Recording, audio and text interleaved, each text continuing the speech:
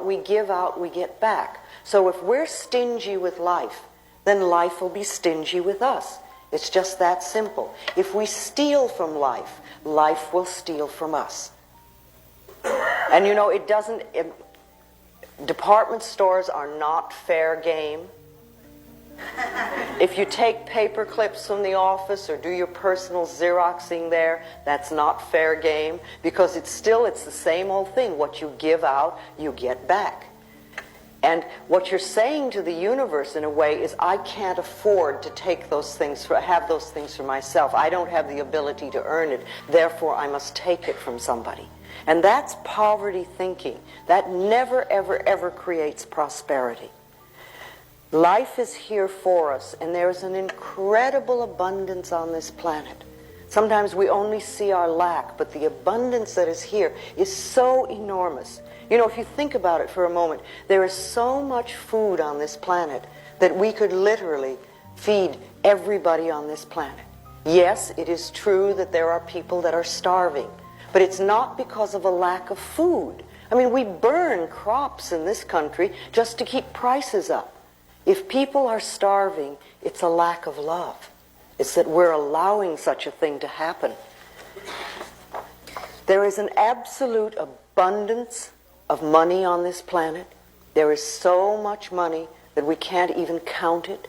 And yes, it is true that there are many people who have very little, but it has nothing to do with the amount of money that's here. It's a lack of consciousness. It's a not deserving, not accepting.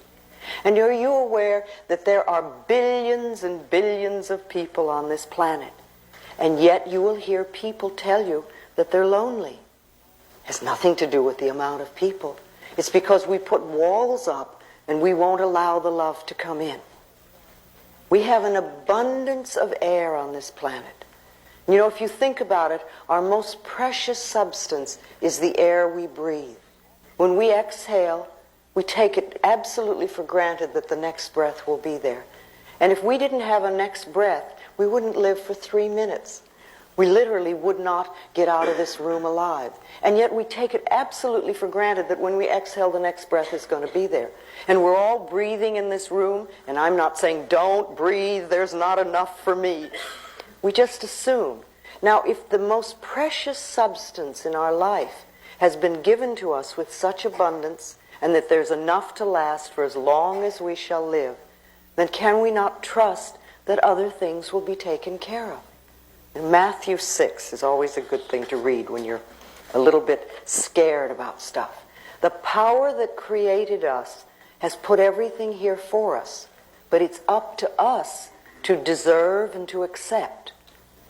That's what we need to do. You know, what we concentrate on increases.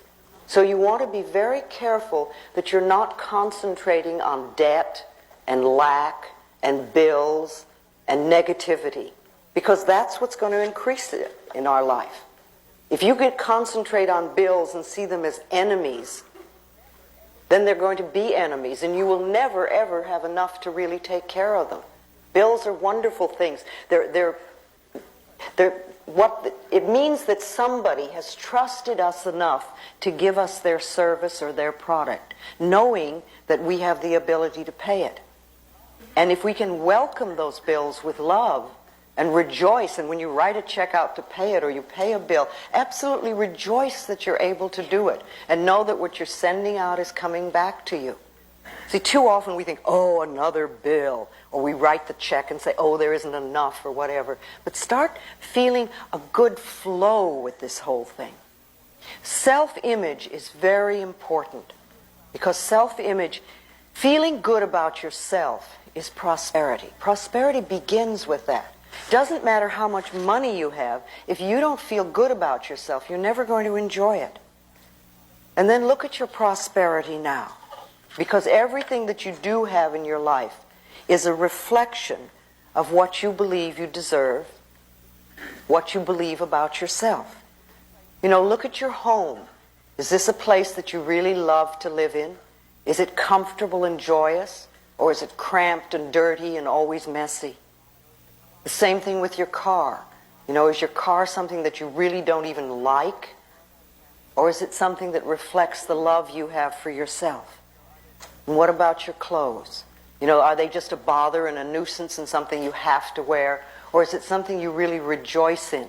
Because again, it's a reflection of you. And what about your bank account?